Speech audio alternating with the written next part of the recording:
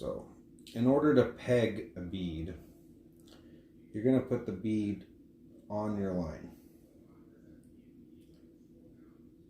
Once the bead is on your line without a hook, you're going to take a peg, and this coincidentally isn't even a peg. They're the bristles from a barbecue brush. If you buy a barbecue brush at the dollar store and cut the bristles off, that's what you end up with, and it's a perfect peg. You can go to the store and buy pegs like that, and you're going to pay, you know, $3-4. How much was this one? $3.99 for these ones. $2.99, $3.99. Or you can spend $1 at the dollar store and buy a barbecue brush. Now, I peg them from the bottom. The reason why I peg them from the bottom is so that the thick end goes through at the bottom, creates the best tension at the bottom of the bead so that it doesn't slide down, and if it does slide down, it just tightens up. So that's a peg bead. You're just going to snip that off.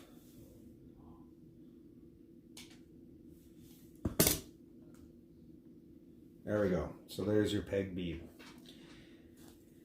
Now, with pegging a bead, you're now going to tie the hook on, right? And I could do that right now, or I could put the... Nah, you know what? I'll tie the hook on quick.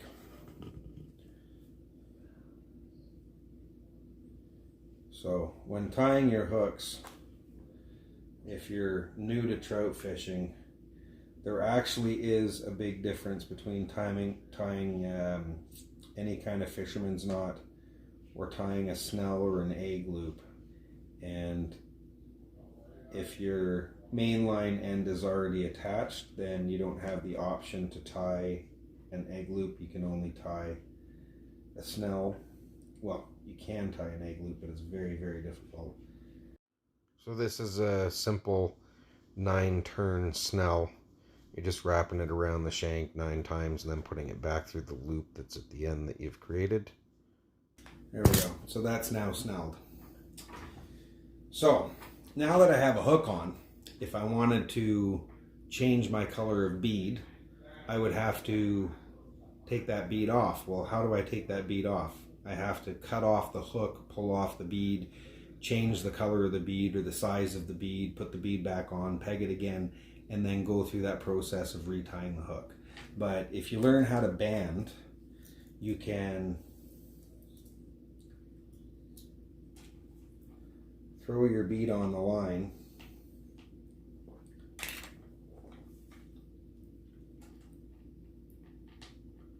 I always wet the band so it slides through the bead easier.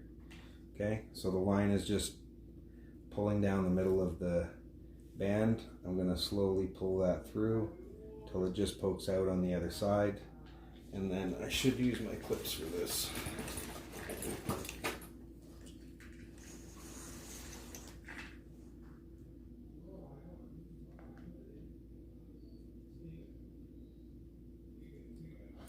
Okay, so there's your banded bead there. Now, if I wanted to change the color of this bead, all I have to do is pull and I can pop that off and change the color of the bead right now. I don't have to take off the hook below. The other benefit of having banded your bead instead of pegging it is if you look at it here, I'm moving the line. Look at the free movement that that banded bead has, okay? If that's an egg moving in the water, you can just imagine the movement that that's getting, that free motion versus that bottom bead. And I'll just move this up so it's fair.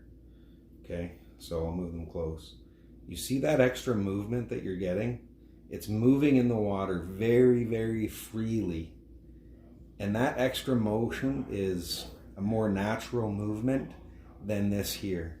And different people have different opinions, but I'm convinced that that makes a difference. Okay, when you're fishing it, you can obviously see the difference between a peg bead and a banded bead. Okay, now I want to change this color now. Oh, by the way, I'm using a red band because I really like the blood dot effect of that.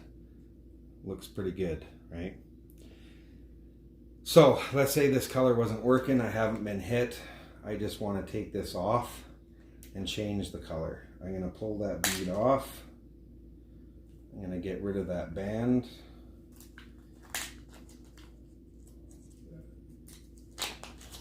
I'm going to grab a new band. Maybe the water's too clear and the 8mm bead was just too in your face. So now I need to downsize my presentation. I'm still going to stick with the yellow. Or do I want to go with white? Let's say the white's working. I'm going to go with the white. So you do need a banding tool, which is just a little crochet hook. You put the bead on.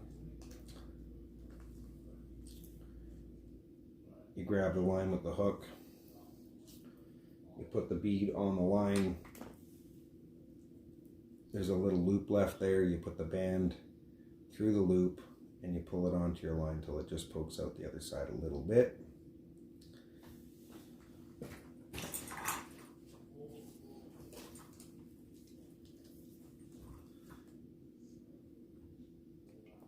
And then you snip them off, okay? So there, I've changed my bead size, I've changed my bead color, and that's how long that it took me. It took me basically no time at all. Now if I move this down, okay, and I start moving it, you can see how much extra movement you're getting on that top bead. Even just turning the line, you see how much motion that you're getting on that, okay?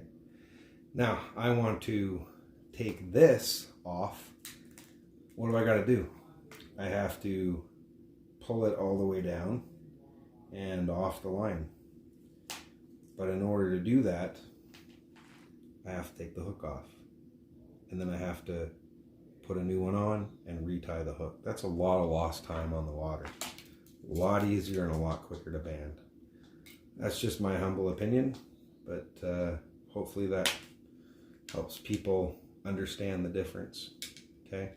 The last thing I'll say about it is that when you are pegging your beads, your line is running right through the bead, and the middle of the bead, that area there, is the area where you've got the greatest opportunity to have abrasion on the line, okay? Especially if you're using a glass bead, which is what I run. When you band the bead, the line is running straight down. It's only running through the band. It's not actually running through the bead, and you're not going to get abrasion on the line there from the bead itself. So you're going to have less breakage, and if it gets hung up or stuck on a stick or something, that'll pop off, whereas this will stay there. It'll pull down to the hook, and you'll be snagged. You get a lot more snags when you have a pegged bead, because this will actually pop loose. I guess there's one other thing that I can show you about the knot. I was saying to use a snell knot instead of a regular knot. The snell knot and the egg loop are both knots that are done on the shank of the hook where the line runs through the eye. And if you're using an octopus or a specialist hook for trout fishing, the eye of the hook is slanted backwards. And what happens when you bring that bead down to the hook is that it closes the gap. The hook will actually snap forward, and that helps you with your hook set. So do this so that it's visible. When I pull it down, watch the hook just snap forward. See that? So the type of hook and the knot that you use actually does make a difference when you're fishing beads. Well, hope that helps a few people. See you on the water.